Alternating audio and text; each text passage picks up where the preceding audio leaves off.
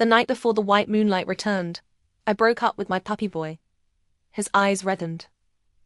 I don't want compensation. I just want to stay with you a little longer, sis. The bank card I held out was refused.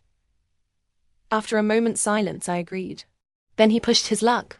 Sis, could you wear that nightdress I like the most? In the middle of the night, I lit a cigarette, leaning lazily against the headboard watching him. What are you looking for? The clothes you bought me before. I want to take them as a memento. His voice trembled slightly as he said this. I sighed and beckoned to him. Be good. Come here, let me give you a kiss. To be honest, Hyan was very obedient and clean, almost the perfect lover I had molded myself. If Lu Heng hadn't returned, I might have continued dating him for a few more years. But there was no helping it. The original was back, so the stand-in had to make way. Having been together for a year, I knew Hyan quite well. He was only 19, just starting his second year at university, and something of a star on campus. I'd warned him before. If you want to find some girl to have an innocent romance with, that's fine. Just don't let me find out. The boy who had been meticulously peeling an apple for me looked up, alarmed. I haven't been with any girls. Sis, you're my first love. As if to prove his point, he rushed over and hugged me. The light from above shone down on his deeply sculpted face. Even his short, fluffy hair seemed enticing. I hooked my finger under his chin and planted a kiss. Good boy. Snapping out of my memory, I looked up and saw Hyan standing by the entrance hall with his suitcase, looking at me. He had arrived with just this suitcase, and now he was leaving, taking nothing but the clothes I'd bought him. I changed clothes and saw him downstairs. Hyan refused my offer to drive him back to university, instead booking a car on his phone. Before he left, his final words to me were, Sis, I wasn't with you for the money. I choked slightly on my smoke and looked up to see him standing by the open car door, the corners of his eyes faintly red. Yet he held himself straight and tall like a slender poplar tree. I believe you. Hearing this, Hyan's lips quirked into a smile, his eyes instantly flooding with complex emotions, something like attachment, yet also resembling resentment. Sis, we'll meet again. I admit, I felt a momentary pang of softness and reluctance, but it was quickly interrupted by a call from Lu Heng. Answering the phone, I heard that familiar, cool voice. Raorao, I'm at the airport. Gripping the phone, I tried to keep my tone even. All right, find a place to wait. I'll come and pick you up. Driving to the airport, my mind was filled with memories. During the most humble and difficult years of my youth, Lu Heng had always been like a deity to me. He was lofty, yet compassionate and merciful, repeatedly extending a hand to save me from dire straits with ease. When I was cornered by some boys who wanted to take indecent photos, it was Lu Heng who happened to pass by, smashed the camera, pulled me behind him, and said coldly, If you've got a problem, settle it with me. Don't bully a girl. During the coldest winter, when I was locked out of my dorm by my roommates after a shower, it was Lu Heng who found me, called someone, and took me out of school to stay at his family's flat opposite the campus. When we entered, my hair had frozen, and I huddled in the entrance, afraid to step further. He bent down, found a pair of fluffy slippers from the shoe cabinet, and placed them in front of me. They're my mum's.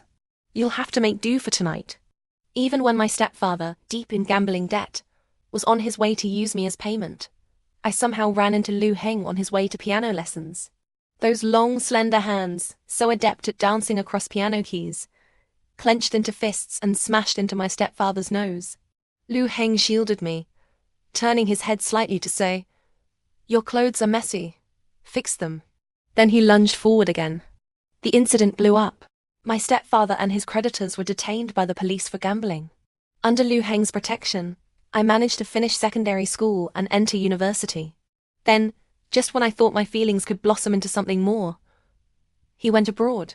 If it weren't for his family's bankruptcy bringing him back to handle affairs, I thought we might never have met again in this lifetime. After picking up Lu Heng from the airport, I watched him place his luggage in the car and get into the passenger seat. I turned my head and asked, Will you stay at a hotel? Or at my place? Lu Heng paused. Your place. The natural composure in his tone showed no trace of downfall after his family's misfortune. Staring at his beautifully defined profile, I felt a little dazed. You really haven't changed at all. Then that clear gaze fell upon me. He said softly, Zhang Rao, you've changed quite a bit. Have I? I wasn't surprised at all, gripping the steering wheel and starting the car. Wealth makes one fair. No. Liu Heng's voice was calm yet firm. I thought you were very beautiful even in secondary school. I smiled but didn't respond. Naturally, I was good-looking in secondary school too. But beautiful yet fragile. Utterly incapable of protecting myself. An overly striking face, coupled with an early developing body, inexplicably landed me with a nasty reputation. Everyone except Liu Heng. So, I was deeply grateful to him. I took Liu Heng home, helped him unpack, and led him to the tidy spare room next door. Liu Heng's eyes swept around, settling on a piece of clothing on the bedside table. He turned his head sharply to look at me. Has anyone else stayed in this room? Of course not. I walked over nonchalantly, picked up the garment and tossed it aside. You're its first occupant. I wasn't exactly lying. After all, from the very first day Yan moved in, he insisted on sleeping in my room. Even during my period, he refused to sleep in the spare room, instead thoughtfully making me brown sugar ginger tea, preparing painkillers, and massaging my cold, aching lower abdomen all night. Liu Heng walked over, embraced me, and whispered in my ear, Zhang Rao, whether you had a boyfriend before or not. Now that I'm back, I won't let go again. Life with Liu Heng was more pleasant than I had imagined. Compared to when he was just 18 years ago, he had shed some of his prickly aloofness, seeming more gentle and reserved. However, occasional glimpses of emotion revealed he still retained the sharp edges of his youth. He just knew how to hide them better now. That evening, when he came out of the bathroom, his lips were drawn tight, his expression looking somewhat stern. I asked casually, What's wrong? The look Liu Heng gave me was momentarily sharp, but quickly masked by a gentle and indifferent facade. He walked over, knelt on one knee, wrapped his arms around my waist, and shook his head gently. It's nothing, just some work matters. But later, when I went into the bathroom, I found the electric razor he'd thrown in the bin. It showed signs of use, clearly left behind by Yan. For a moment I was lost in thought, inexplicably remembering the scene when I first gave the razor to Yan. The young boy had cheered exaggeratedly, rushed over to hug me, and planted a burning kiss on my cheek. I laughed and said, You haven't said if you like it yet. Without the slightest hesitation, he said, I like anything sis gives me. Snapping back to reality, I hesitated for a moment, then still retrieved the razor from the bin, washed it, found a box and put it away. When I had time, I'd contact Yan and return it to him. After all, it was something he was used to. I spent several days at home with Liu Heng, until Yan Jingjuan called, forcing me to return to the company to handle some project decisions. As soon as we met, he teased me. President Jiang, what's this? Has the sovereign who no longer holds early court finally graced us with her presence? Yan Jingxuan holds shares in my company, and has helped me a lot. During my most difficult times, if he hadn't believed in me, decisively injected funds, and recommended a major order, I might still be working 5 jobs to pay off debts. Back then, I specially prepared a gift to thank him, but he, with his arm around a female companion, didn't even look at me. No need. I just believe in my own judgment. Yan Jingxuan's name is renowned in this industry. He started his business at 19, and his record of 0 failed decisions even got him written into university textbooks. In my impression, this man was so stringent he didn't allow himself a single second of loss of control. I signed documents without looking up. My first love is back. I have to entertain him properly. After I said this, he was silent for a long time.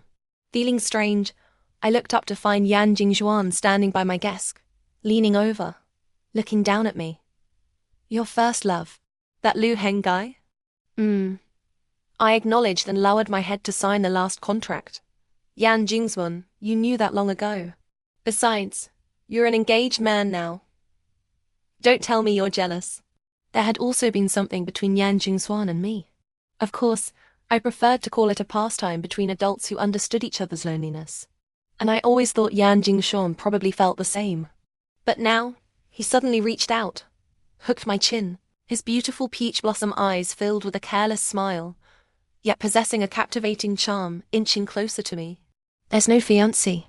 I never agreed to the old man's arranged marriage from the start. My breathing quickened slightly, and I couldn't help but frown. Why? The corner of his mouth lifted, and the next second, a cool kiss landed on my lips.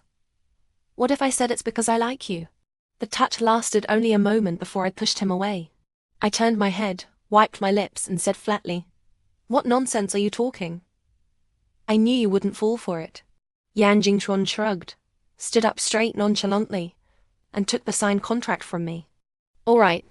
If there's nothing else, you can go back and continue your time with your little boyfriend. No hurry.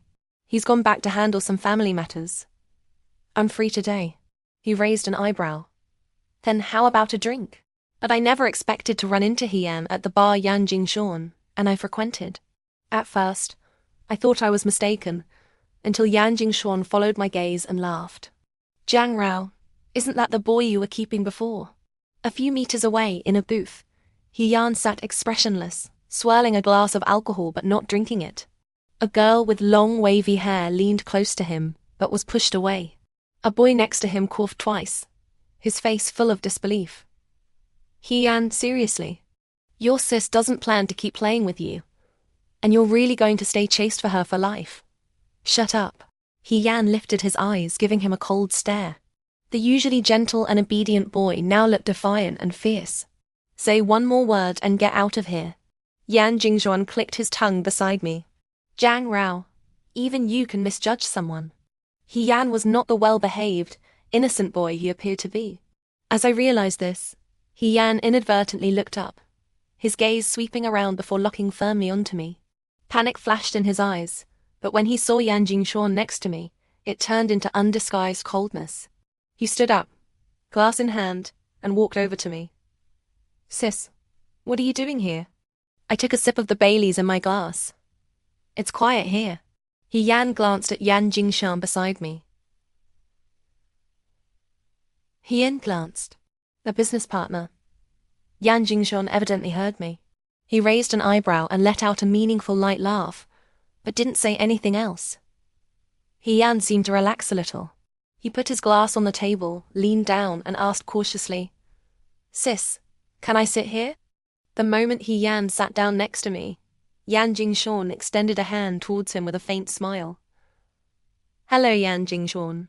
That name was well known in the city, and Hian had naturally heard of it. His lips tightened, but he still reached out and shook his hand. Hian. Young. He looks very young. Still in university. Second year, it's fine. Jiang Rao doesn't like older men anyway. Yan Jingshan smiled, downed his drink, and said, Naturally. Young ones are obedient and easy to deal with. If I just wanted to have fun, I'd also prefer young girls. Hian gritted his teeth. It seems President Yan has rich experience. Hardly what one would call clean. I propped my chin up, listening with interest to their verbal sparring, until Yan Jingshuan's phone rang. He answered, the smile on his lips unchanged, but his eyes gradually turned cold. Is that so? His voice was icy. Haven't learned any real skills, but learned to tell tales. Fine. Tell the old man I'll be back to see him tonight. Yan Jingshuan hung up, put away his phone, and gave me a seemingly regretful smile. I promised to have a drink with you tonight, but it seems I have to break that promise. Go ahead, I said flatly. I don't need company. Hian beside me leaned closer, linking his arm with mine, shooting a challenging look at Yan Jingxian. Unfazed, Yan Jingzhuan just gave me a faint smile. See you the day after tomorrow then. Don't forget, we have that cooperation talk at KOHei. I nodded, finished the remaining drink in my glass, and by the time I looked up, Yan Jingshuan's tall, straight figure had already disappeared through the bar door. All right. I tapped the table and turned to Hian. Now, let's talk. What are you doing here? Hian, sis, are you really breaking up with me? As he asked this, his eyes were slightly red, his voice trembling faintly. I thought of many past nights when I'd lean lazily against the cushions, and Hian would obediently come over to light my cigarette. I would kiss him. Hian never minded. After stopping his cough, he would snuggle up coyly and ask for more kisses. He stared at me unblinkingly, his Adam's apple and neck forming a graceful, smooth line, seeming utterly defenseless, possessing a fragile yet stunning beauty.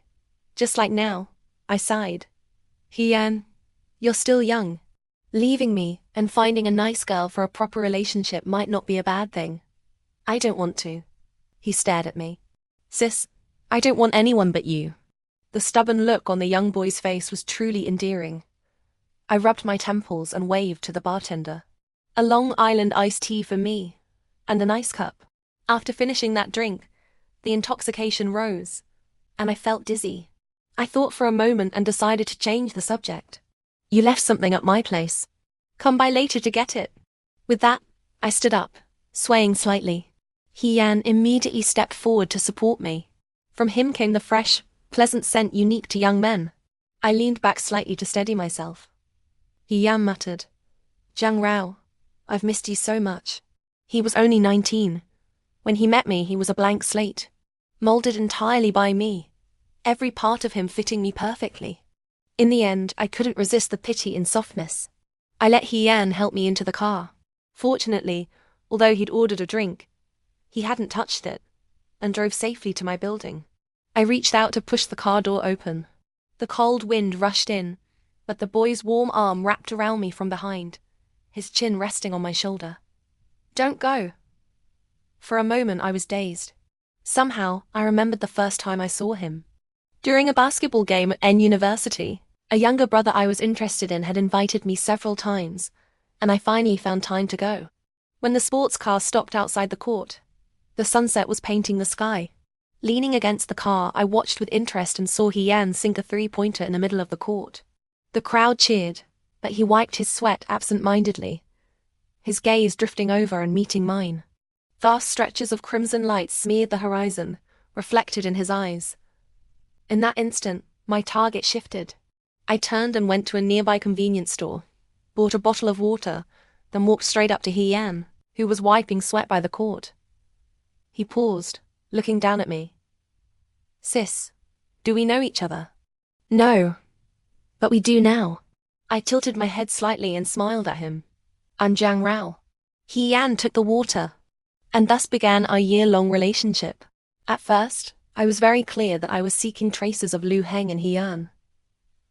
His youthful spirit, his near-obsessive stubbornness and pride, repeatedly dragged me back into memories, reminding me of my former humble and restrained self and Liu Heng, who saved me from the mire of hell. But because although Liu Heng saved me from Hee-Yan, however, was like a flame, burning brightly and fiercely in my life without concealment. Last winter, I finally secured a major contract that had been deadlocked for 3 months.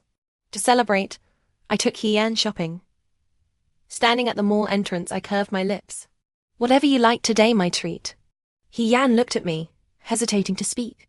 After a moment, he took a card from his bag and handed it. Sis, whatever you like, feel free to use this. He paused, then added, within 8,000. I got a scholarship, sis. Let me handle today's date, okay? Whether sincere or not, at that moment, I was immersed in the boy's sincere heart. And in his unreserved confession of love, I once again clearly realized he was not Liu Heng. Liu Heng had never said he liked me. That man was aloof and taciturn. His love was also restrained and unspoken. But Hee-Yan was different. Later, I picked out a £2,000 slip dress in the mall. After trying it on and coming out, he rushed over in front of the shop assistant, hugged me, his eyes shining as he looked at me. Raorao, you're so beautiful. I like you so much. He had said he liked me countless times. Half asleep, he would also murmur my name. Sis. Hee-Yan looked straight at me. Can I still go home with you? Don't worry, I promise I won't do anything. I ended up taking Hee-Yan home with me. He obediently slept on the sofa. It was a good thing Liu Heng wasn't home today. Otherwise, I wouldn't know how to explain it. The next day, I was woken by my phone ringing. Answering it, I heard Liu Heng's cool voice. Raorao, there are some matters with my family. I might not make it back today. All right. Holding the phone, I pushed the duvet aside and got out of bed. Come home soon. I'll miss you. After hanging up, I met Hee-Yan's somewhat resentful gaze at the doorway. I was taken aback, then heard his voice. Must you flirt with someone else right in front of me, sis? I felt a headache coming on. After a moment's thought, I walked over and stood in front of him. Before I could speak, Hee-Yan grabbed my hand. Hee-Yan, listen to me, I organized my words mentally. Last night, I was actually drunk. Some things I said shouldn't be taken seriously. But I took them seriously. I believe every word you say. Hee-Yan interrupted me, staring intently. Jiang Rao, I told you we'd meet again. When he pressed his lips together in silence, his expression was cold, his gaze sharp.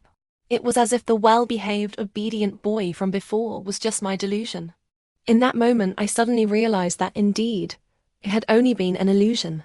You're quite the actor. I rubbed my temples, let out a soft, derisive sound, and stood up to leave. But Hee-Yan gripped my wrist, pulled me back, and I fell into his lap. I initially wanted to get angry, but ultimately faltered when I saw the hurt in Hee-Yan's eyes. Hee-Yan, what exactly do you want? Can't we just part on good terms? The boy ignored my question, just staring at me stubbornly. Jiang Rao, do you like me?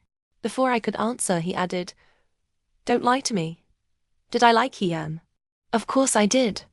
Not long after we got together, I often drove my sports car to N University to see him, replaced his canvas bag and basketball shoes, and outfitted him with all the things young boys liked. Over time, rumors spread at his university saying Hee-Yan was being kept by a wealthy older woman. Hee-Yan didn't tell me about this. He seemed not to want me to know. But I still went to his university leader's office at the first opportunity and proposed setting up a special scholarship fund at N University. I lit a cigarette, looking at the principal through the curling smoke. Hee-Yan is like a younger brother to me. I don't want to hear any more idle gossip. Later, when Yan Jingxuan saw the company's financial reports, he specifically came to ask, Jiang Rao, you've never gone to such trouble for any of your previous puppy boys before. I turned a page of the proposal draft and said flatly, This one suits my taste particularly well. Don't worry, the money will come from my personal account. Before Hee-Yan, I'd actually dated quite a few boys his age, but most relationships ended after just a month. Only Hee-Yan was the exception. I do like you, but I like others at the same time. I gazed into his beautiful eyes. Hee-Yan, I'm not a good person. Leaving me is actually better for you. But I'm an adult, Jiang Rao. I should be the one to judge what's good or bad for me. He pursed his lips, his tone resolute. I want to compete with him fairly. Suit yourself. I conceded, turned, went to the study, fetched the razor he'd used before, then handed it to him. You forgot this here. Take it back to university. Hee-Yan was silent for a moment, then suddenly raised the corners of his lips. He saw it, didn't he? What? The other person living here, he saw it, right? His smile held a touch of childish triumph. Sis, you wouldn't have time to notice such details. He must have found it. Good grief, I never noticed before how cunning this kid could be. I raised an eyebrow. You did it on purpose. Hee-Yan hummed lightly, got up from the sofa, and stood before me. Are you hungry? I'll cook. Just like countless times before when he lived here. He tied on an apron and simply prepared lunch in the kitchen. After we finished eating, I said calmly, I'll take you back to university first. Aren't your exams coming up soon? Yes. The boy's eyes lit up. You remembered, sis. You do care about me. I pretended not to hear, picked up the car keys from the coffee table, and led him towards the door. In the dimly lit entrance hall, Hee-Yan stood there, looking out through the peephole. I bent down to fasten my high heels, and when I straightened up, Hee-Yan pressed close and kissed me. Caught off guard, I staggered back a step, my back against the cool wall. I was about to push him away. Jiang Rao. He only managed to utter 2 words when a click sound came from beside us. The next second, the door opened, and brilliant light flooded in. I squinted, turning my face to see Liu Heng's icy expression. The matter with my family couldn't be handled today, so I came back early. Liu Heng stepped inside, placed the things in his hands on the entrance hall console, and said calmly, Rao, see your guest out. He didn't even look directly at Hee-Yan, as if he were just an insignificant extra. Hee-Yan, predictably, was provoked. He stepped forward, shielding me, and looked at Liu Heng with a cold laugh. Guest? I lived here for a year. I even placed the bottles of wine in the cabinet one by one myself. How dare you call me a guest? Liu Heng stiffened for a moment, his expression quickly returning to its usual calm composure. Then thank you for taking care of Raorao for me before I returned. Your services are no longer required here. You may leave. Yan didn't move. Liu Heng stared into his furious eyes for a moment, then suddenly curved his lips into a slight smile. He took a card from his wallet and stuffed it into Yan's pocket. 100,000. Is that enough? The action was deeply humiliating. Instinctively, I reached out and pulled Yan back a step. Liu Heng, Raorao, he said through gritted teeth. Don't forget what you promised me. He was usually aloof and reserved, rarely losing control like this. I steadied myself, turned to open the door, and said quietly to Yan, Go back to university first. Yan casually pulled out the card, dropped it lightly to the floor, then leaned down and kissed my cheek. Sis, I'll come find you after my exams. Without another look at Liu Heng, he turned and walked into the lift. As soon as I closed the door, my wrist was seized in a firm grip. Liu Heng pulled me towards the sofa, his grip so tight it hurt slightly. I frowned. Liu Heng, let go.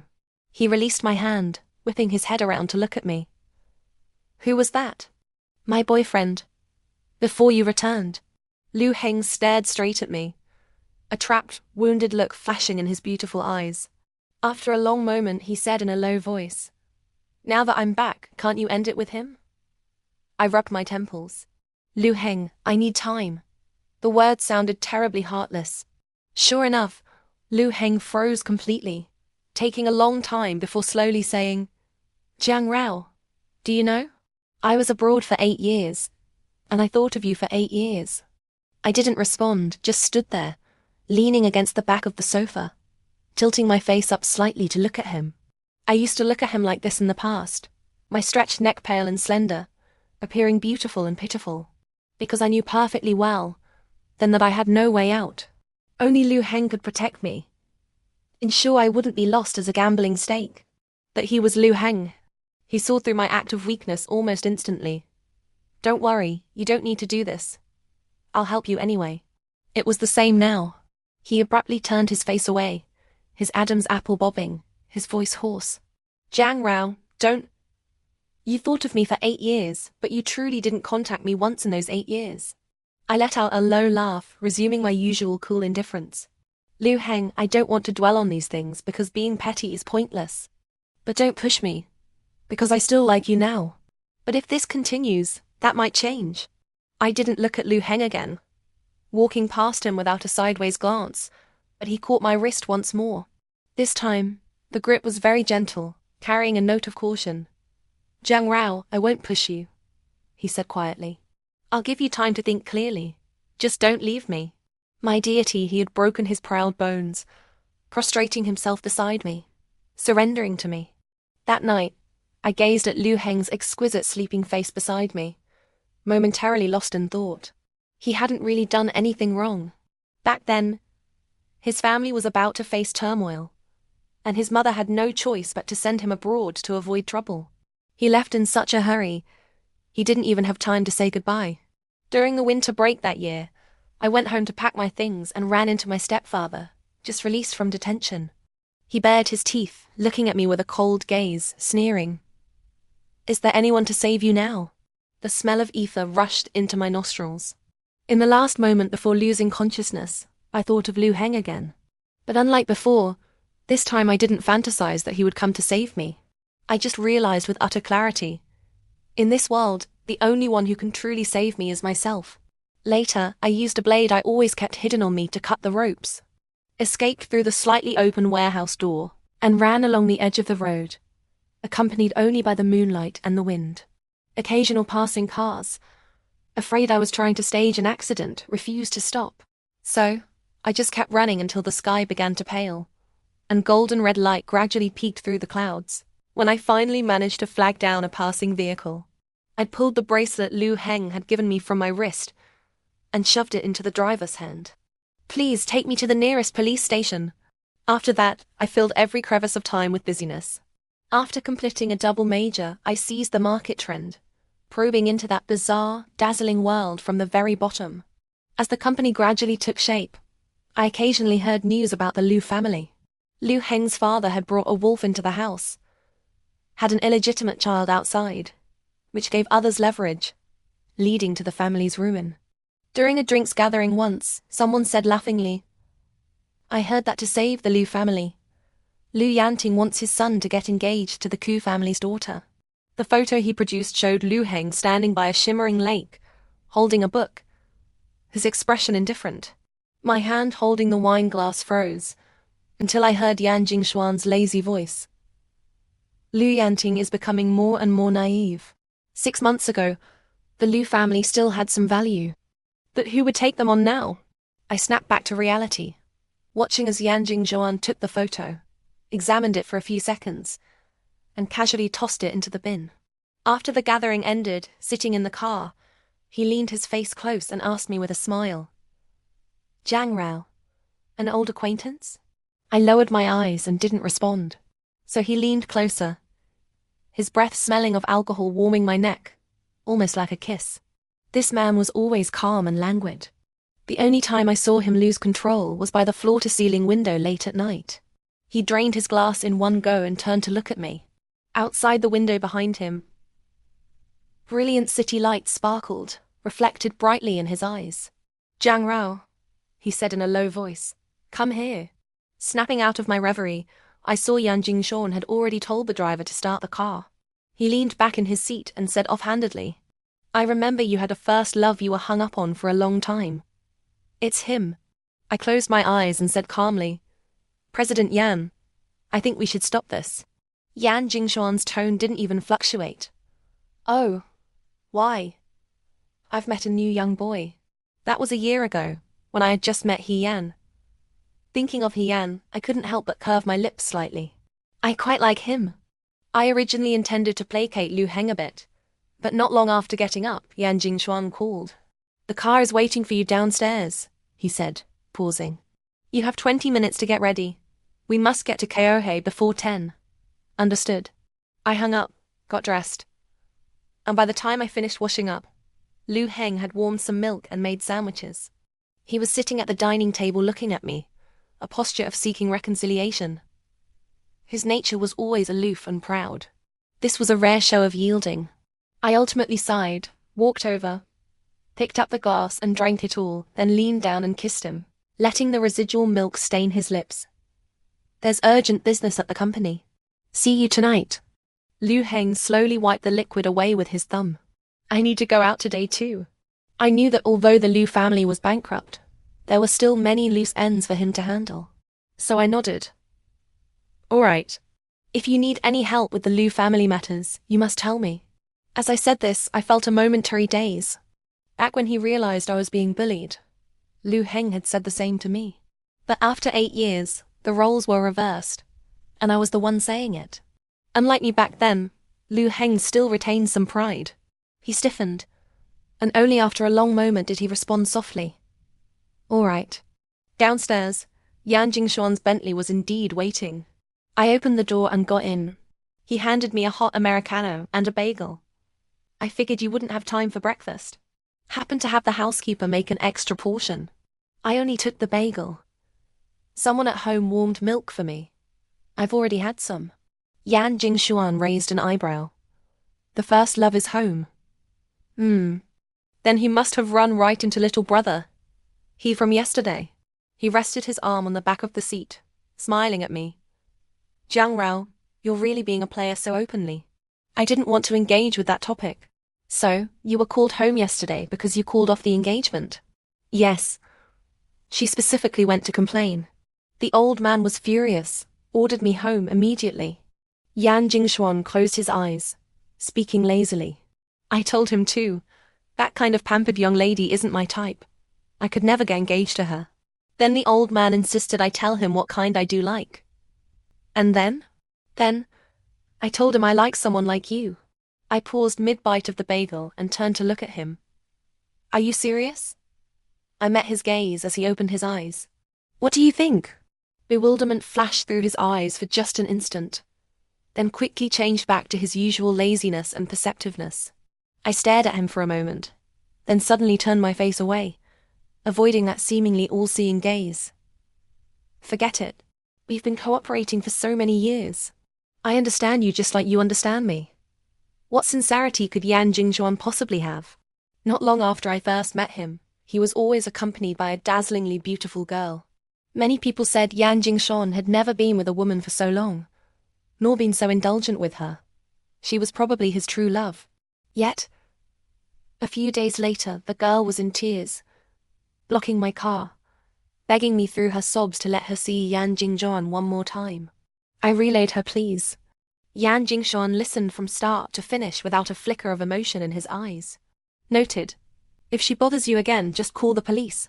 I said quietly. I thought you rather liked her. Hearing this, Yan Jingxuan blinked, then actually laughed. He turned and walked unhurriedly towards the car park, waving without looking back. You'll get used to it. Just then, the car stopped at the entrance of Keohei Company. Yan Jingxuan seemed to want to say something more, but ultimately swallowed his words and got out of the car. The contract we were here to discuss today was crucial. If the cooperation went smoothly, it would not only allow him to fully take control of the Yan family's businesses, but also enable my company to expand further. Therefore, I didn't dare relax in the slightest. I presented the proposal, revised countless times, homed in on their biggest pain points and pitched relentlessly, until they suggested we could discuss specific details further later. Only then did I breathe a sigh of relief. When we walked out of Keohei Company, the sky was already dark. I took out my phone and glanced at it. Liu Heng had sent a message saying he might have to stay at the Liu family home tonight, and wouldn't be back. I replied with a simple, okay.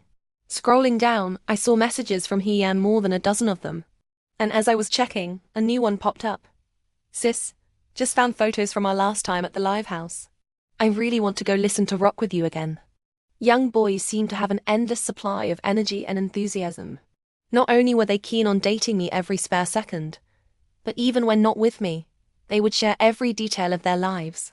Being with He Yan, I was often infected by his energy, momentarily feeling as if I'd returned to my university days.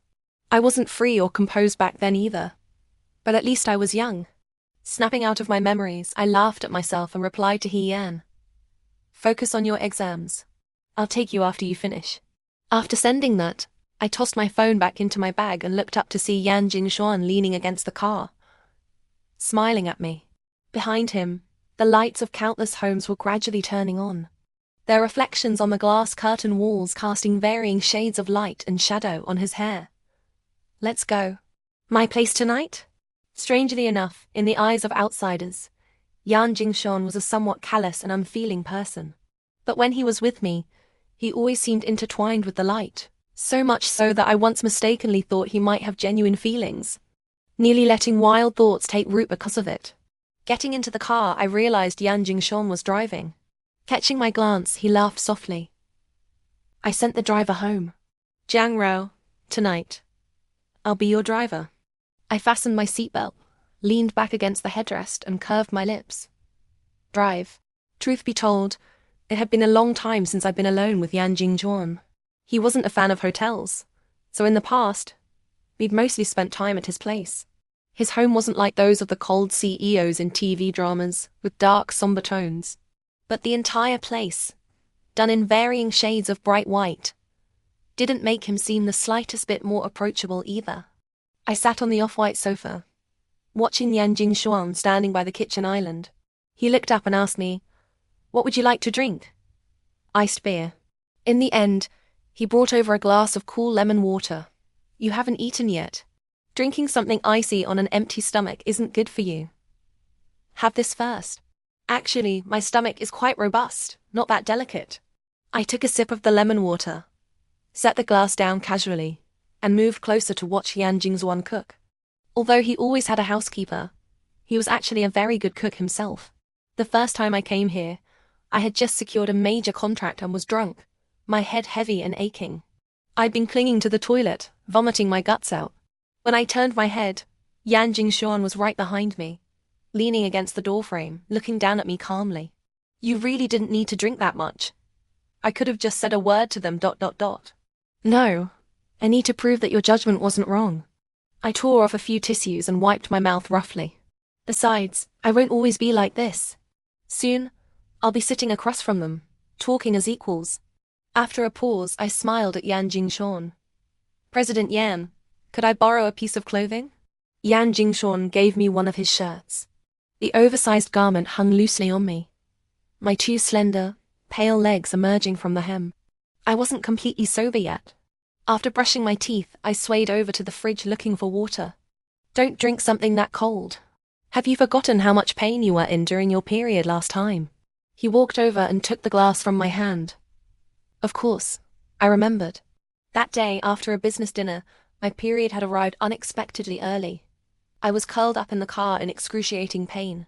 It was Yan Jingxian who carried me to the hospital, even getting bloodstains on his suit. Come to think of it, he always showed up at my most disgraceful moments, saving me from dire straits.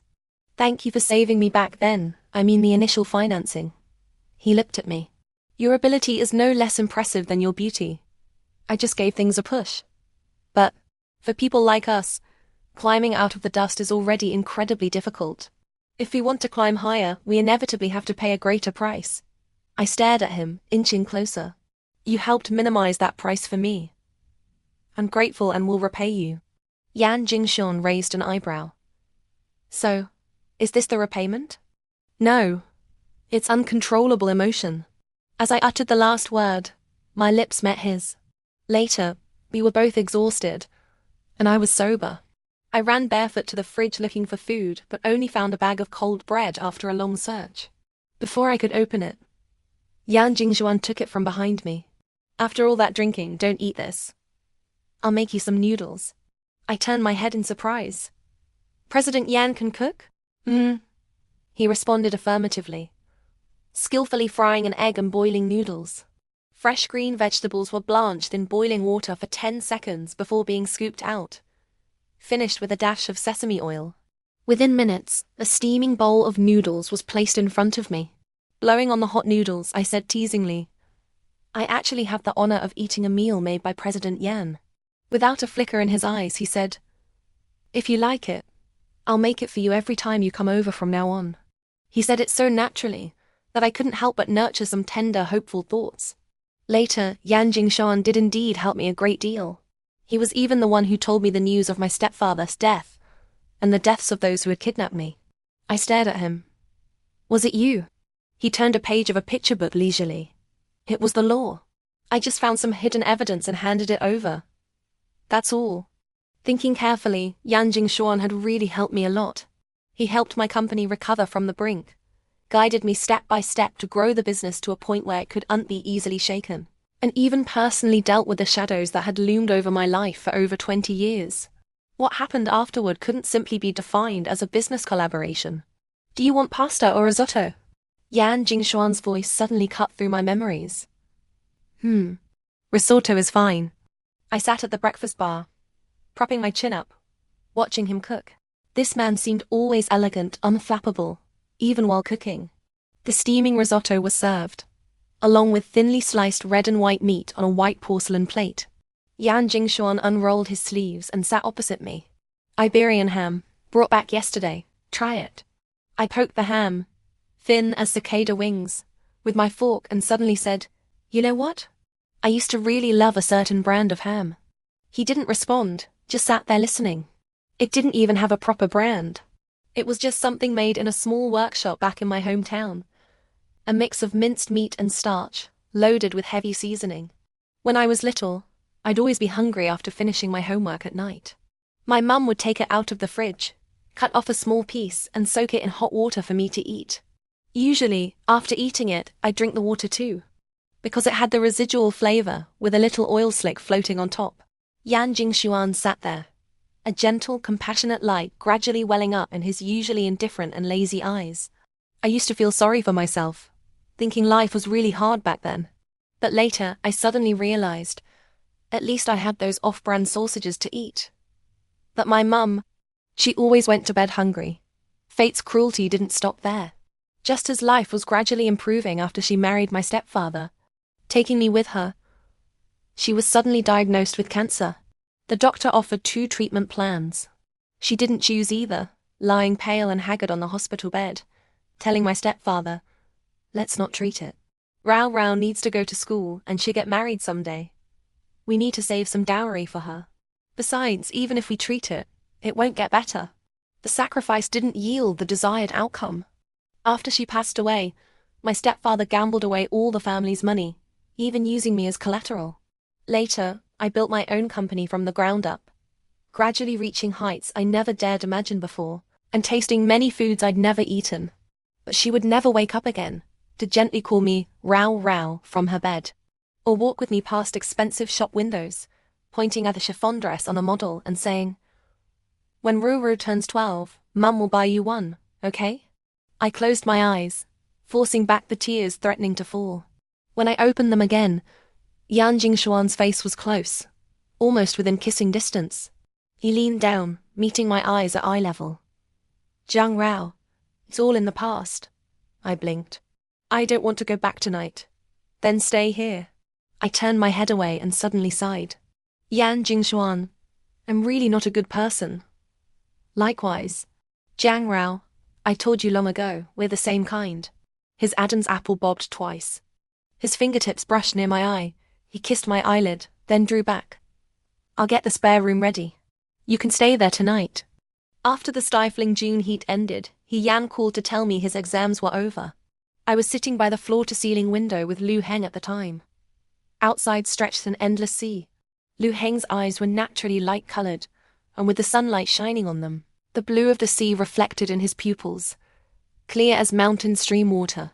However, after I answered the phone, that clarity instantly faded into a deep vortex. "Sis, my exams are over."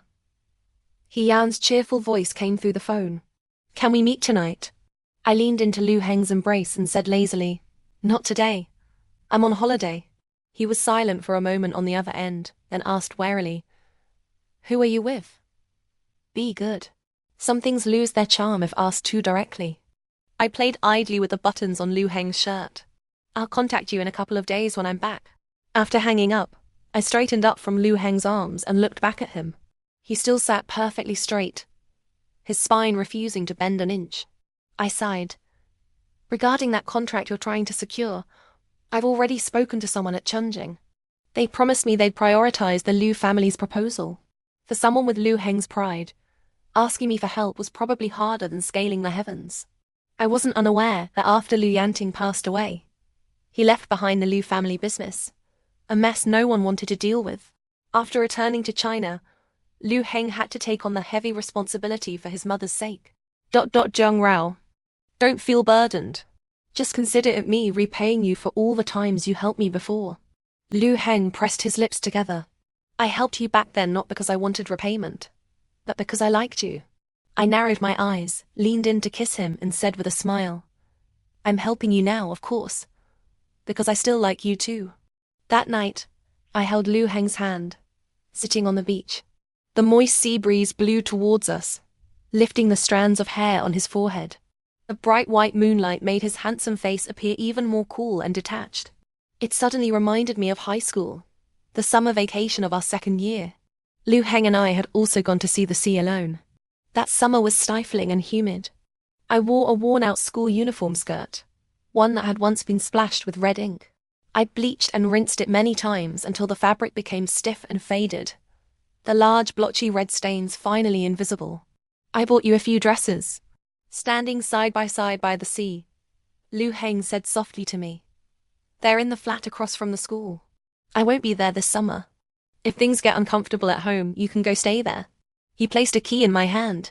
That cold, hard sensation against my palm transformed into a strange, intangible warmth, flowing along my bloodstream straight into my heart.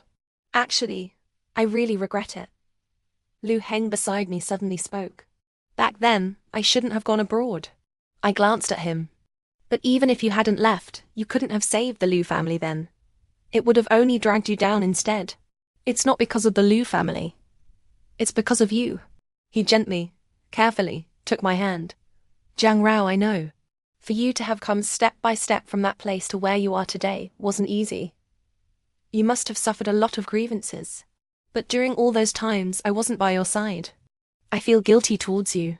I thought I had long lost any sincerity.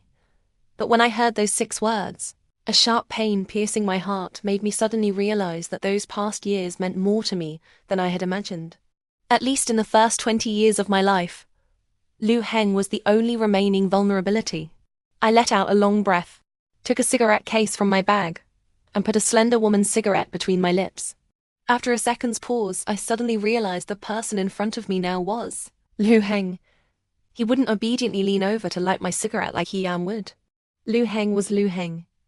His liking was always unreserved, sincere, and precious.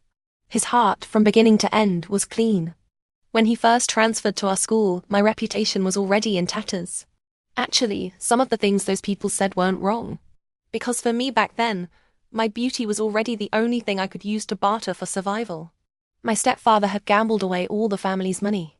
I couldn't even afford the textbook fees for that semester. And when that senior boy told me he was willing to cover my living expenses, I was indeed about to agree. Even though his tone was extremely scornful, even insulting. Even though that 500 yuan was thrown in my face, scattering on the floor, and I had to pick it up, note by note. In the face of survival, self-respect and pride were never worth much. But then Liu Heng appeared. At first, I thought he was just passing through my life. Wouldn't linger for a moment. But he stopped in the corridor, turned around, walked up to me, leaned down and asked, "Do you want to go get something to eat together?" Even though everyone told him I was cheap and shameless, that I could be bought for 500 a month, he never believed a single word. For those 2 years, the special scholarship fund the Liu family set up at the school always, without fail, had a portion for me. No. It's me who feels guilty towards you. I exhaled a plume of smoke, watching it tangle with the wind in the moonlight. You never did anything wrong by me. Liu Heng, I'm the one who changed. I'm no longer the girl I was at 18. For the Raorao of back then, Liu Heng represented all sincerity. But now, I've seen a broader world, obtained things I never dared imagine before, and so I want more. Back then, I always thought that after the Gaokao, we should come to the seaside again. By then, I would wear the dress you gave me, and hand you the thank you letter I wrote myself. But I never got that chance. The night the Gaokao ended, Liu Heng was hurriedly sent abroad by his mother. Later, I went to the seaside alone, threw that letter into the sea, and stood there listening to the sound of the waves all night. I stubbered out my cigarette and stood up first. It's late. Let's go back. Chu Fing ultimately decided to partner with the Liu family. After returning, Liu Heng became busy with company matters again. Finding a free moment, I contacted He Yan and arranged to meet at a restaurant we used to frequent. Perhaps because I'd hung up on him so abruptly that day, the boy arrived in low spirits, deliberately sitting stiffly opposite me with a clear, "You'd better come to comfort me" expression. It was my fault, sis. I shouldn't have hung up on you that day. I took a box from my bag and pushed it towards him. Let me make it up to you, okay? He Yan didn't take it. Instead, he looked up at me. The university wants us to find summer internships. If you really want to make it up to me, let me do my internship at your company. I raised an eyebrow. Before I could speak, he had already taken 2 sheets of paper from his backpack and handed them over. I looked down and skimmed them. It was actually a resume. Of course, I'm not asking for special treatment, sis. I've maintained a perfect GPA for 2 years, received the full scholarship. With a record like this, do you think it passes, sis? He Yan had a canine tooth that showed when he smiled, adding a touch of boyish charm that made him look utterly adorable.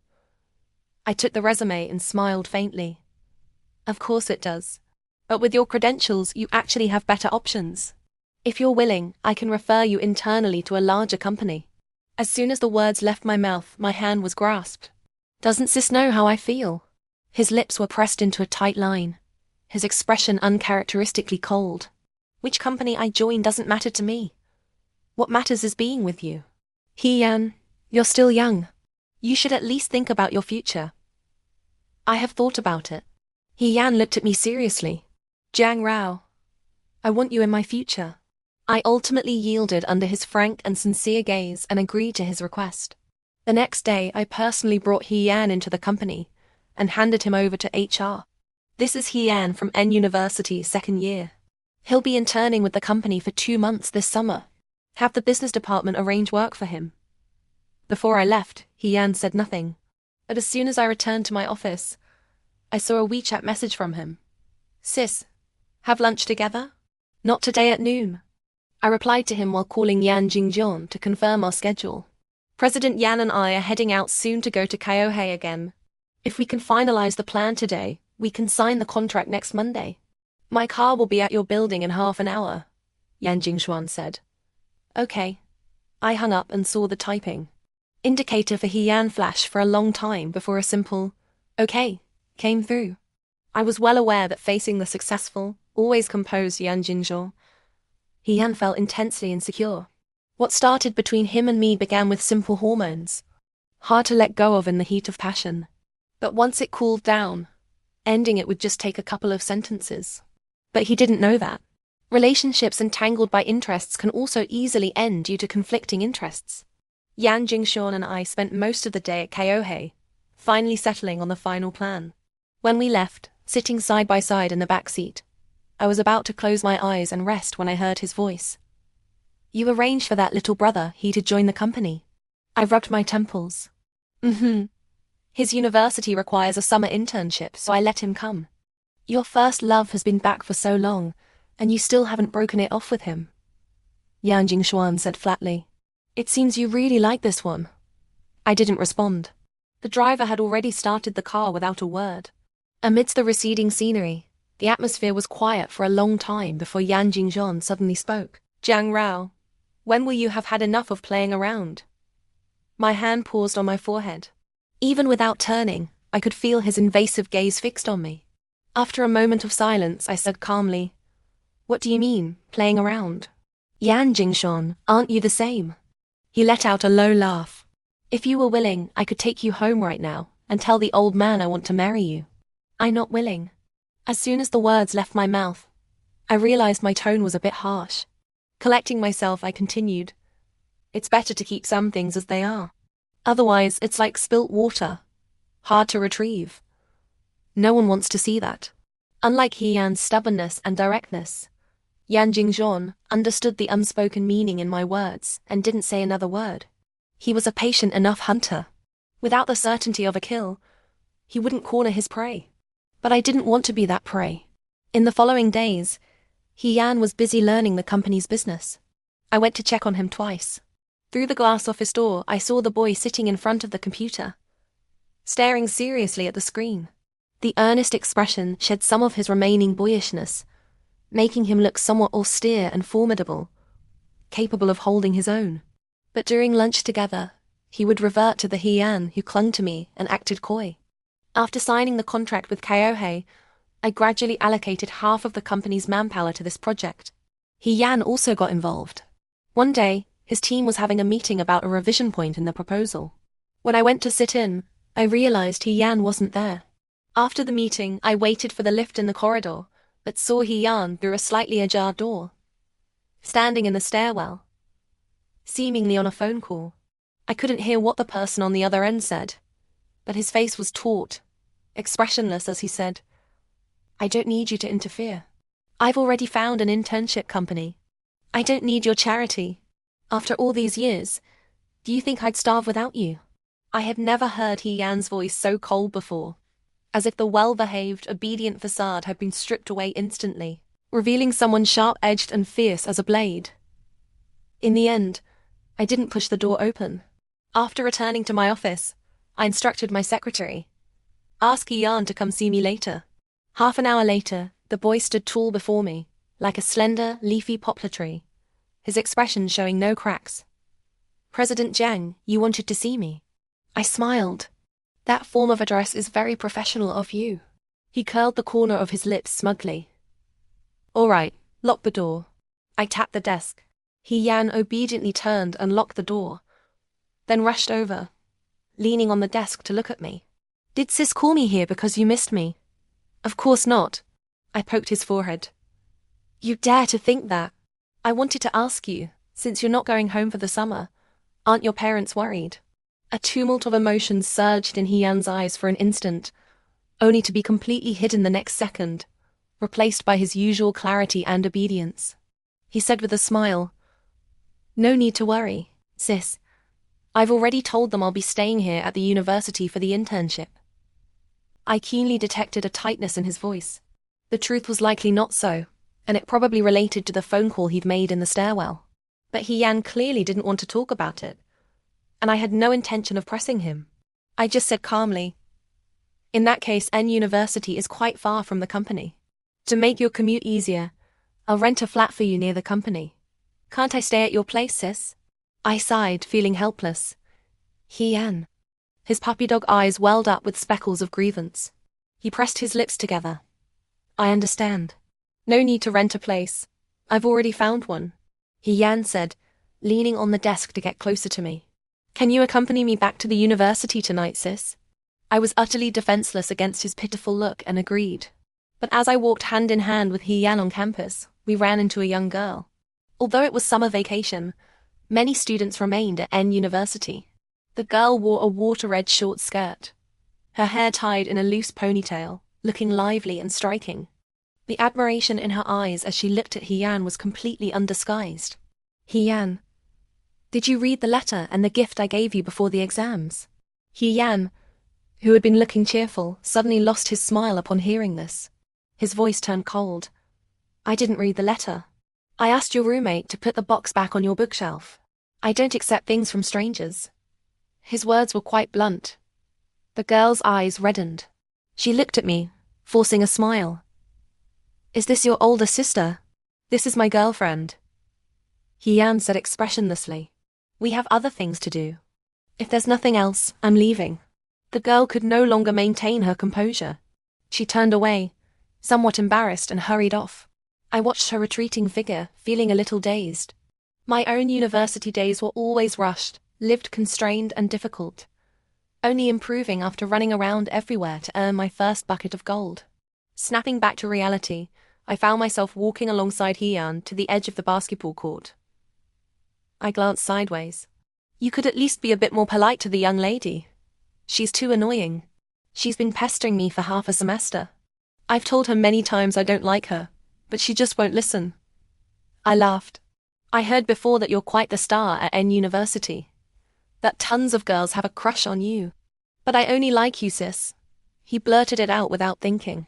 The dim streetlights and the bleak moonlight intertwined, but only Yan's eyes shone brightly, filled with undisguised, vivid admiration, leaping out from the haze and presenting itself openly before me. My heart suddenly skipped a beat, a long-lost, rare, simple flutter passing through. As we spoke, we had reached the boys' dormitory building. Yan went up to pack his things, and I stood downstairs, lighting a cigarette while waiting for him. Occasional students passing by would glance over. Leaning against the lamppost, I watched them lazily, my mind wandering. Yan was quick. In the time it took me to finish 2 cigarettes, he was already coming down with his suitcase. The summer night breeze blew past. I looked down and asked lazily, "Is that all you have?" "Yeah. I took a lot of stuff over before." The boy reached out with his free hand to hold mine. "Let's go." By the time I dropped off Yan and got home, it was late at night. The young boy was very clingy. His newly rented flat had a huge sofa. Under the ambiguous light of a floor lamp, Yan pestered me for a goodbye kiss. When I didn't agree, he forcibly leaned in and kissed me, and quickly apologized before I could get angry. "Sorry, sis. I won't dare next time." My unspoken words were blocked. I could only wave my hand helplessly. "Forget it. I'm leaving." He understood me just as I understood him. Thinking carefully, over the years, people had come and gone around me. With Yan Jingshon, it was more about entangled interests and adult boundaries. Only Yan. Almost all my simple, unadorned happiness was related to him.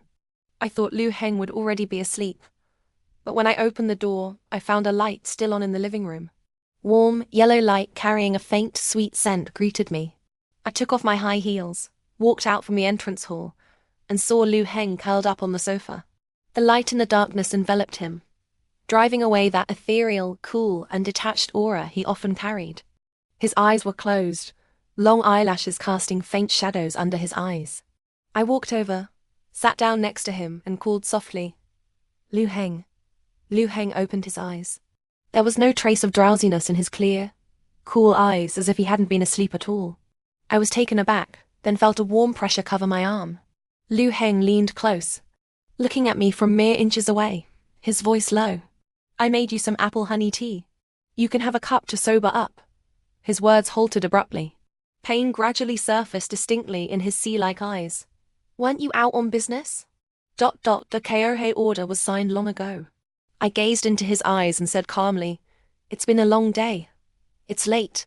You should go to sleep. As I spoke, I stood up to leave, but Liu Heng grabbed my wrist firmly. The next moment, the scene shifted before my eyes. By the time I realized what was happening, he had pressed me onto the sofa, trapping me between his arms. He reached out, gently stroking the side of my neck, his voice carrying a low anger. After a tiring day, you still had the energy to coax him. A slight sting came from where he touched. I guessed he had probably found the mark left by He-Yan. I couldn't help but feel a headache coming on. Clearly, just like leaving the razor behind last time, He-Yan had done this on purpose. I told you, you need to give me time. After all, before you came back, he was with me for a long time.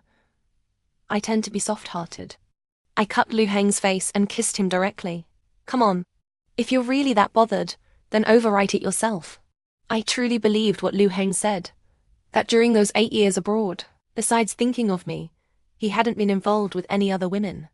Because even though we were both 26 now, his movements were still rash and inexperienced. His cool fingertips on my wrist always made me, in moments of distraction, recall that summer years ago. It wasn't a happy summer. While everyone else was joyful about the long, relaxed holiday, I stood at the crossroads of fate, constantly looking back, thinking of the times when Liu Heng was still there.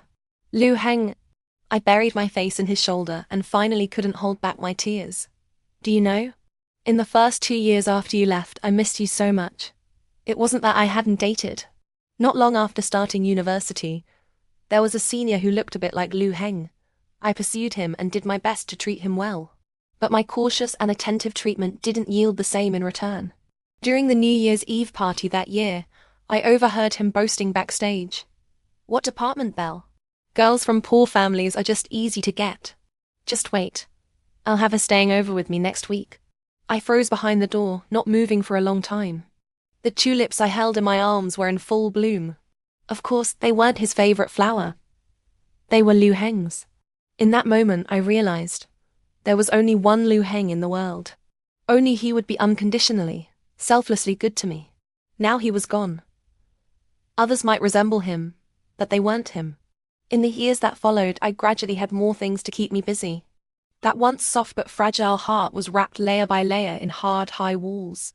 I only thought of Liu Heng occasionally, thought of my beautiful, fresh, but utterly defenseless youth. The tears soaked through the fabric of my pajamas. Liu Heng's whole body stiffened. His hands were even trembling slightly. Jiang Rao. Jiang Rao. Perhaps it was the atmosphere created by the blend of night and warm yellow light, but the high walls I'd built around my heart were silently breached. Liu Heng whispered Jiang Rao countless times by my ear. His kisses were gentle yet firm, very much like the long-standing, steadfast love of all these years, enveloping me densely and securely. And at least in that moment, my sincere heart belonged to him alone. Yan Jingshun asked me to dinner, saying he had something important to tell me. After our conversation in the car last time, he seemed to realize he had overstepped and hadn't met with me since, though he did send his secretary over once with something. It was a jewelry box containing a rare pink diamond ring. You're not wearing it today. Don't you like it? Yan Jingzhuan glanced at my hand after we sat down. I shook my head, took the box from my bag and pushed it back towards him. I'm not used to wearing it. You should give it to some young girl who appreciates these things. Yan Jingxuan's hand holding the glass paused slightly. He winked at me suggestively. What other young girls? Jiang Rao. Besides you, I haven't had a female companion in a long time. You said you had something important to tell me. What is it? Continuing down that path was dangerous. I didn't want to engage, so I changed the subject. But as soon as I finished speaking, I saw Yan Jingxuan's expression turn serious. He folded his hands, resting his chin on them, and said earnestly, Did you know? Actually, Before they partnered with us, another company submitted a proposal to KOH. And coincidentally, several key points of their proposal almost completely overlapped with ours, but their quote was 3 percentage points lower. I was taken aback. You mean ... there's a mole in the company? Yan Jingshuan neither confirmed nor denied it. Instead, he picked up his red wine glass, took a sip, and then continued, I thought so too at first. Until I investigated further, and found that the company which submitted the proposal to KOH is called Renzian. Of course, you're probably unfamiliar with that name, but you must know the name of its largest shareholder, Tang Zhu. I froze, only managing to speak after a long moment. Are you implying something? No, I'm just simply telling you what I found. The right to judge I leave to you. He ate the last piece of steak on his plate and waved for the bill. Oh, by the way, the reason they ultimately decided to partner with us is because a mysterious shareholder, holding 11% of KOH shares, firmly sided with us. I frowned. A friend of yours? I wish it were. But unfortunately, no.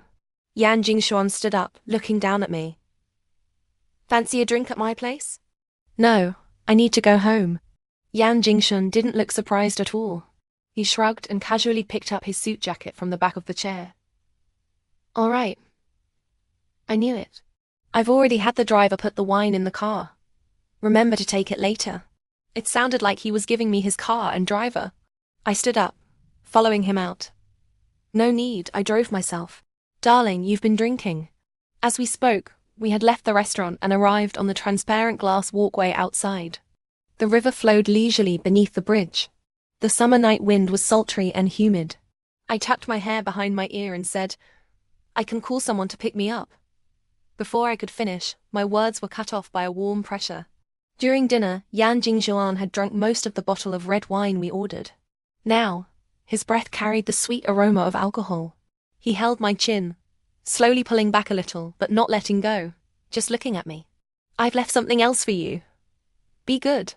The corners of his lips were slightly upturned, but the smile clearly didn't reach his eyes.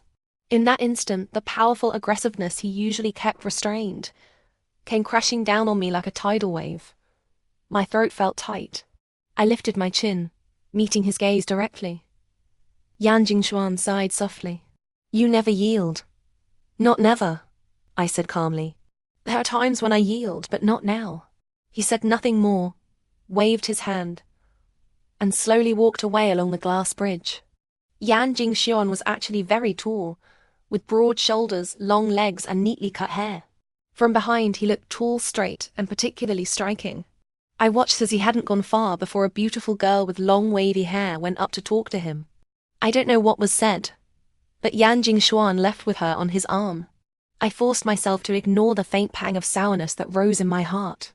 Taking the sightseeing lift down, Yan Jingshuan's conspicuous Bentley was indeed parked nearby. I opened the door and got in. The driver said politely, President Jiang. President Yan said he left something for me. Ah yes, there's a bottle of wine. I've already placed it in the back seat. The driver said, then took a paper bag from the drawer. And this. President Yan instructed that you should look at it when you get home. By the time I arrived home leisurely with the items, Lu Heng hadn't returned yet. It was dusk. Golden red light streamed in through the floor-to-ceiling window, spreading in large swaths across the woodlook tiles. I put the wine in the wine rack, sat casually on the floor, and opened the paper bag within the enveloping light. Inside was a set of faded student uniforms, the collar embroidered with initials. Junior. I froze. Rummaging further in the bag, I found a handwritten letter from Yan Jingshuan. His handwriting was beautiful, with sharp character and force penetrating the paper, even in just a few short lines. Jiang Rao, we actually met 6 years ago. You probably don't remember. It was at Zhaojiang Nanru. You saved me. Let me change into this uniform of yours. Then you went out wearing my shirt. Later, I checked the surveillance and saw you, for a 30,000 yuan sponsorship, performing utmost humility in front of a few clowns. I thought then, I want you to never have to bow your head to anyone again in this life. Clutching the letter, I lay back on the floor and gently closed my eyes. 6 years ago, I was seeking sponsorship for a university event. The department head at the time promised that if I could secure the highest amount, that year's national scholarship would prioritize me. But in the corridor storage room of Vagyao Jiang Nonru, I came across an injured man. His hair was almost shoulder length, his face blurred by blood. Only his eyes were clear, yet stern. For a moment, it reminded me of Liu Heng. So, I, who usually avoided trouble, softened. I let him change into my student uniform to hide, then tied an old denim skirt over the shirt and walked out. I never imagined that man was Yan Jingxian. His success was always praised by countless people, but the suffering hidden behind became a stigma of shame. Just like me, I stored the letter and uniform deep in the wardrobe. Just as I stepped out of the bedroom, Liu Heng returned. He stood in the entrance hall, staring straight at me. Even though he had just come in from the still stifling outdoors, his face was pale. "Why are you back so late?" I said, walking through the living room towards the kitchen. "I've already eaten. Shall I make you some noodles?" Before I finished speaking, Liu Heng embraced me from behind. It was a gentle hug, yet carried a certain desperate quality. He pressed close to my ear, his voice heavy. Raorao, if I did something that wronged you without my knowledge, ... You found another woman. I'm not talking about that. Then it doesn't count as wronging me." I broke free from his embrace, hooked my finger under Liu Heng's chin, and took the opportunity to plant a cool kiss on his lips. "As for anything else, don't worry. I can handle it." "Oh, right." Before entering the kitchen, I seemed to remember something, pausing mid-step and turning back. "Please tell Miss Tang Zhu I'd like to meet her." During my high school years, because the Liu group had many affairs and Liu Heng's father was too busy, the distribution of the special scholarship was always handled by his mother, Tang Zhu. Because of Liu Heng, I was always nervous around her, yet had to force myself to appear composed and polite. But 8 years later, looking at her, I felt utterly calm, without a single ripple of emotion. "Auntie, hello. I'm Liu Heng's." I paused slightly. "Old friend." Probably due to the Liu family's previous troubles, she looked much older and thinner than 8 years ago. Sitting opposite me now, she truly had something of the kindly demeanor of a woman next door. But hearing me say this, Liu Heng's expression stiffened slightly. "Old friend." Tang Zhu smiled lightly, picking up her teacup. "That's not wrong. Back in high school, when I went to your school to present awards, I often saw you and Liu Heng walking together, quite close. Yes, I'm very grateful to Liu Heng. He really helped me a lot in high school." I took a sip of coffee, leaned back in my chair, and said leisurely, "I remember each and every one of those things clearly. When I find the opportunity, I will definitely repay him. No need to look for an opportunity. There's a ready-made one right here." Tang Zhu smiled along with me. "I've picked out a few nice girls for Liu Heng to meet. He's not young anymore. It's time to settle down. It's a pity this child is so stubborn. As a friend, Jiang Rao, please help persuade him. Such matters should be left for Liu Heng to decide himself. As a friend, I have no right to comment." The smile vanished from Tang Zhu's face. She thumped her tea can heavily on the table, looked up at me, and said sharply, "Friend? How dare you say that? You were involved with Liu Heng back then. I barely managed to separate you. Now you're tangled up again. Jiang Rao, you have your own company now, and probably aren't short of people around you. Why must you keep stringing Liu Heng along?" "Mom." Liu Heng spoke up abruptly, his expression stern. "This is between Jiang Rao and me. Don't interfere." "Liu Heng, are you so willing to be played by this woman? What is so good about her? Good enough that even after I sent you abroad for 8 years, the first thing you do upon returning is look for her?" Liu Heng pressed his lips together. His expression at that moment seemed as hard as iron. "That's none of your concern. The Liu group is back in our hands now. Everything you wanted, I've gotten for you. If you still want to live like before, don't try to control me." Liu Heng had probably never spoken to her so harshly before. Tang Zhu's eyes held both shock and anger. Having watched the drama unfold for a while, I finally spoke up, perfectly composed. "Miss Tang, of course I know how hard you worked to separate me and Liu Hengzi. You orchestrated the Liu family crisis, forcibly sent Liu Heng abroad, but miscalculated. Liu Yanting almost threw you out. But it still couldn't change the crumbling situation. Later, when Liu Heng returned, he pulled the Liu group back from the brink. As I spoke, I took out my cigarette case from my bag and selected a cigarette. Yes, I am stringing Liu Heng along. Everything that should happen has happened, yet I won't even give him a proper status, even letting him live at my place, unable to go home. But if it weren't for that, where would he have had the chance to get my proposals and quotes for you, almost letting you secure the deal with Keohei? Liu Heng's face turned deathly pale. I smiled, placing the cigarette between my lips. With such a filial son, why are you so angry? As I spoke, a waiter approached and said softly, "Ma'am, smoking is not permitted here." I waved my hand, stood up, picked up my bag, and walked towards the counter. "I know. I'll smoke outside. The bill, please." Just outside the restaurant door, Liu Heng caught up with me from behind. He grabbed my wrist. His voice panicked as he called out, "Zhang Rao." I turned around. Liu Heng was still so handsome. Even the interplay of light and shadow on him presented an unearthly quality. I just looked at him, at my own reflection in his clear eyes, my expression calm, even a hint of a smile at my lips. "I never betrayed you," he said. "It wasn't me who leaked your proposal and quote. I know. You're Liu Heng. You wouldn't do something so despicable." I sighed, seeing the starlight ignite in his dimmed eyes. I suddenly felt that giving hope only to shatter it personally was excessively cruel. "But I'm tired, Liu Heng. Let's end this." From age 17 until now, I had never seen Liu Heng so distraught. The hand gripping my wrist was so tight his fingertips turned white. His voice was hoarse. "No, it can't end. Zhang Rao, you promised me you wouldn't leave again." After a moment of silence, I said softly, "Then just think of me as untrustworthy, a villain. Liu Heng, let the past end." As I spoke, I pulled my hand from his grasp, bit by bit, forcefully. Liu Heng stood straight, looking at me, as if all vitality had drained from him in that instant, leaving only an empty shell. "But it will pass. Just like me, all those years ago." "Have you fallen for someone else?" he asked me. "Zhang Rao, do you no longer like me?" "No.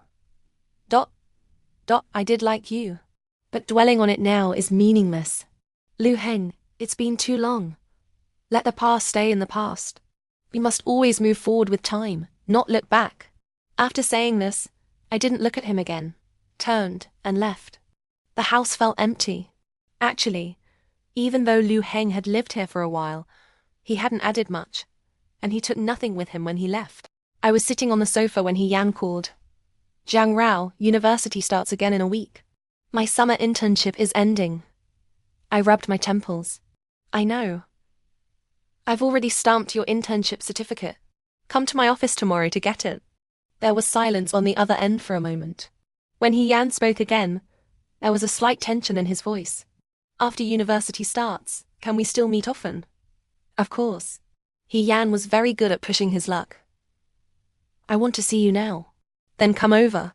I lay on the sofa, saying lazily, "I've been drinking, can't drive to pick you up. Get a taxi yourself." "No need." Yan's tone lifted slightly. "I'm already downstairs." Even without seeing him, I could imagine his slightly upturned lips and his youthful, exuberant expression. 2 minutes later, the doorbell rang. I walked over, and as soon as I opened the door, I was pulled into a tight embrace. The contours of the young man's body pressed against me, along with his burning body heat and the warm, humid wind he brought from outside. Yan held me for a long time before letting go, then went to switch on the ceiling light. Bright light instantly flowed down, driving away the room's darkness. On the table was the whiskey and soda I hadn't finished. Yan glanced at it, then waved what he was holding. "Why are you drinking alone, sis? I brought some food to keep you company." So that night, Yan and I sat on the floor in the living room. Half drunk, we watched a movie, Love Letter. Towards the end, as the screen darkened, Yan leaned over and kissed me, his voice tinged with intoxication. "Sis, I really like you. I know. I am always afraid you don't know how much I can't bear to be without you." He held me, his fingers playing with my loose, long hair down my back. "I watched this film right after I met you. From then on, I knew if you liked someone, You have to say it immediately. Otherwise it might become a regret you can never make up for. Yan's warm fingertips rested on the protruding wings of my shoulder blades, gradually growing hotter. I closed my eyes and asked him softly, "Are you hinting at something?" "I'm just stating my feelings." The boy didn't say anything more after that, using practical actions to indicate his feelings. The next day, before he left, he specifically asked for a promise. "Sis, you have to spend my birthday this year with me alone. The last day of August is my birthday." It wasn't a particularly meaningful day for me, but Yan clearly cared a lot. Last late summer, I was at a company meeting until very late. When I got home, I found him, who should have been at university, waiting at my doorstep with a cake. The ice packs had almost completely melted. Hearing the noise, he looked up. His expression showed no trace of grievance. He just glanced at his watch and let out a long sigh of relief. "Still in time. Happy birthday, sis." After that day, I gave Yan a key and let him move in. I had originally promised Yan, but I didn't expect that on my birthday itself. While I was still at the office, Yan Jingshuan showed up. He was carrying a bottle of cream liqueur, walked across the thick, soft office carpet, stood calmly in front of me, and asked, "Have dinner together after work?" I paused, looked up. "Not today, find someone else." He stood there, narrowed his eyes, and showed a gentle and innocent smile. "From what I know, you've broken things off with that first love from the Liu family, right? Do you have other plans today?" "My plans are my business," I said expressionlessly. "Yan Jingshuan, I know you have a new companion. There's no need to keep focusing your energy on me." I regretted it as soon as the words left my mouth. Sure enough, Yan Jingshuan leaned on the desk, bent down, and stared straight into my eyes. "Tell me, Raorao, are you jealous? What's the point of saying such things? We agreed from the start, you and I have no ties, no need to be responsible for each other." I tried to avoid his gaze, but Yan Jingshuan pinched my chin, forcing me to look up and meet his eyes. "Raorao, look at me." Yan Jingshuan was overbearing, unyielding, and highly aggressive. I had always known that, but most of the time, he would adopt a lazy, harmless posture, making me let my guard down, deluding myself into thinking I could control him. But it was just a delusion. He was just telling me he could settle down for me. But when he took that girl who hit on him right in front of me, my mind was already in disarray. In front of Yan Jingshuan, I could never take the initiative. I steadied myself, trying hard to remain calm under his sharp gaze. "I read your letter." And then, a pleasant, cool fragrance came from him. Probably from some niche brand perfume. In fact, he had had this scent since the first time I met him, quickly becoming a way I identified him. I didn't get to say what came next, because there was suddenly a noise at the door. I looked up. It was Yan. The boy stood at the door, his gaze heavy as it fell upon us. In the interplay of light and shadow, it landed on the darkest part of his eyes, stripping away his usual disguise of docile innocence.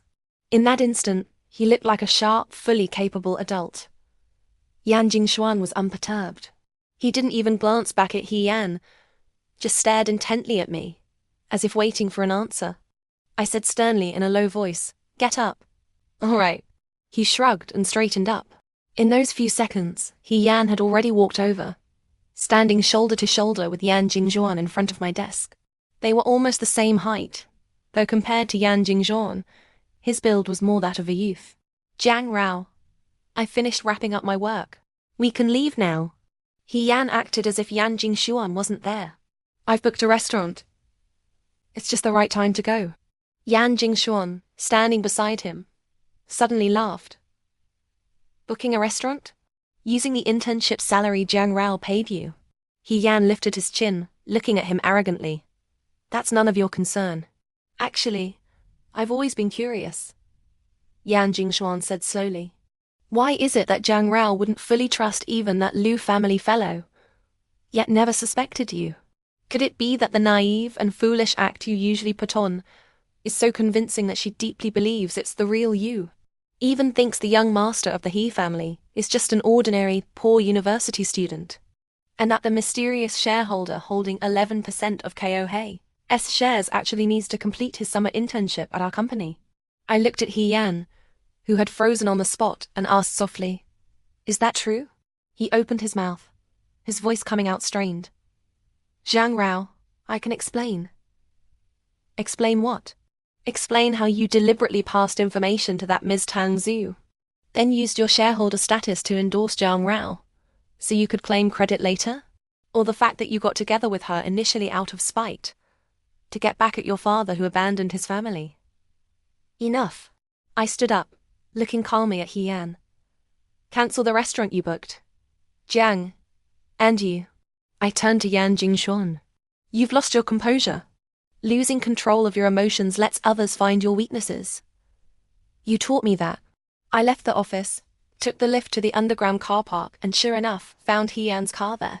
I had given it to him, but since he was usually glued to me and rarely drove himself, I hadn't seen this car much. Now, I walked over, opened the boot, and indeed found a large bouquet of fresh lily, balloons filling the space, and nestled among the flowers, a sparkling ring. There was no way He Yan's internship salary, or the financial situation he'd previously portrayed, could afford such a ring. Next to the ring was a small speaker. I picked it up, pressed play, and He Yan's voice came out. He had sung Happy Birthday 3 times in a row. I stood there, head slightly bowed, quietly listening to all 3 renditions. Then I put the speaker back, restored everything to its original state, drove the car away, and left. Arriving downstairs, I noticed Yan Jingxian's car parked right at the entrance. I originally intended to walk around it, but as I passed by, the car door suddenly opened. Yan Jingxian grabbed my wrist and pulled me into the vehicle. The interior light was dim, and the sky outside was gradually darkening. The cool fragrance from Yan Jingxian wafted over, winding around me, slowly building up an ambiguous and dangerous atmosphere. In the silence, he was the one who spoke first. Zhang Rao, actually, it's not that you never suspected him. You just preferred to pretend you didn't know, didn't you? I didn't speak. He laughed self-deprecatingly, a rare note of defeat in his tone. I've waited so long only to lose to a kid who just became an adult. You're wrong, I said calmly. Yan Jingxian, you weren't waiting. You were setting a trap. You were waiting for me to walk into your snare, until I could never leave you. Even what you wrote to me in the letter was a lie. You didn't hope I would never bow my head to anyone again. You hoped I would only bow my head to you. You were right. We are the same kind. That's why I will never submit to you. Never. After saying this, I pushed the car door open and got out. After walking a few steps, I turned back almost involuntarily. The car window was half down, revealing Yan Jingxian's eyes inside. In their usual calm and indifference, there was an added layer of icy sternness. This was Yan Jingxian. He, too, would never yield or plead. I smiled, waved at him, and just as he had done to me before, silently mouthed the words, goodbye. I had never told anyone that the day after my birthday is my mother's birthday. After establishing myself in this city, I had her tombstone moved here as well. I woke very early the next day. Only after getting up did I realize the sound of rain was pattering outside. It had probably rained all night, and the temperature had dropped sharply. However, when I stepped outside, I found He Yan standing at the door. It was cold. He was hugging his arms, crouched on the doormat. Hearing the noise, he looked up and said, Sis, are you a little less angry now? He was pale to begin with, and now his face and lips were bloodless from the cold. I tightened my grip on the door handle and asked flatly, when did you get here? Before dawn, he said. I didn't know when you might leave, so I wanted to come early.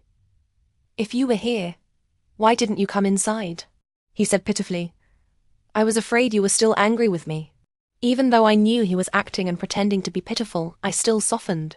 I turned and went inside, casually found a sweatshirt he had worn before from the wardrobe, and tossed it to him. Put it on. He Yan swiftly pulled on the sweatshirt, stood up from the floor, and looked at me eagerly. Zhang Rao, where are you going? I didn't answer, but he still conscientiously followed me. I drove all the way to the cemetery in the suburbs. I bought a large bouquet of lily from the florist outside, and slowly walked up the steps, placing the flowers in front of my mother's tombstone. He Yan had been quietly holding an umbrella behind me the whole time, not saying a word. Actually, lily aren't my favorite flower. They were what my mother liked when she was alive, I said softly. But I couldn't afford them back then. So, every year on her birthday, I would just wander near the flower shop, hoping to find discarded, past their prime lily the staff had thrown out. Yan said quietly, "Every year from now on, I can accompany you to bring a bouquet of lily for Auntie's birthday." The rain fell in fine, dense curtains between heaven and earth. So light, the wind blew it under the umbrella, condensing into droplets on his long eyelashes. This wetness made his eyes look clear and innocent, and caused my hardened heart to crack open a fissure, revealing the softness inside. Sitting in the car, I drove while saying to Yan, "Go on then, explain." "Sis, it's true I hold 11% of the shares in KOH. My grandfather left them to me before he passed. The decision to partner with your company before was also my suggestion. But I never sold the proposal and quote to Tang Zhu. Never, it was. My father. He stole the proposal and data from my computer and gave them to Ranjian.